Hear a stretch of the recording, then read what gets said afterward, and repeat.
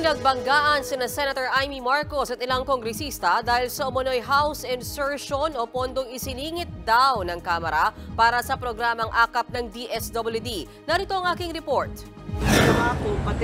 Pinanindigan ni Senator Amy Marcos ang pahayag niyang isiningit ng Kamara ang 26.7 billion pesos na pondo para sa akap o ayuda sa kapos ang kita program ng Department of Social Welfare and Development o DSWD. Yan ay kahit pirmado ng Senadora ang 2024 General Appropriations Act kung saan malinaw na nakasaad ang halaga ng pondo para sa akap. Paliwanag dyan ni Senator Marcos, kinukuha yung aming mga e-signature, tapos sila na naglalapat dun sa final version. Hindi ko na maalam na kung ano yung insertion, magtitiwala kami na wala namang kalokohan. Akusasyon pa ng Senadora, binabalak na gamitin ang pondong ito para makalikom ng pirma sa People's Initiative para sa charter change o pag-amyenda sa konstitusyon. Dumipensa naman ang mga kongresistang bahagi ng bicameral conference na humimay at pumirma sa 2024 national budget. Buwelta ni House Deputy Speaker David Suarez kay Senator Marcos, kung hindi po kayo sumasang-ayon sa bicameral report na ipinasa po sa Senado, edi sana hindi po ninyo pinirmahan.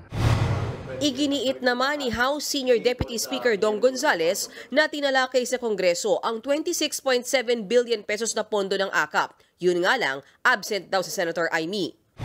Actually, for our 2 consecutive meetings, physically hindi ko nakita si Senator Marcos kasi nandun ako. Palagay ko kaya hindi niya alam kasi wala dun siya sa BICAM conference po. Dagdag pa ni Gonzales, hindi sila nagdagdag ng budget. Ayon naman sa DSWD, hindi sila kundi ang Kongreso mismo ang nagbigay ng ganun kalaking pondo para sa AKAP program. Muli ring iginiit ng ahensya na buong-buo pa ang naturang pondo. Wala pa po tayong nagagastos, not even a cent from this 26.7 billion pesos dahil kailangan po muna nating magkaroon ng malinaw na guidelines sa implementation nito. At sakali mang gastusin ang AKAP funds, tinitiyak daw ng DSWD na pawang mga mahihirap na kababayan natin ang makikinabang. Ito naman po yung aming assurance, na yan hindi magagamit sa kahit anong inisyatibo. Sa kabila niyan, pinag-aaralan pa rin ni Senator Amy Marcos kung dapat bang imbestigahan ng issue sa pondo ng AKAP program.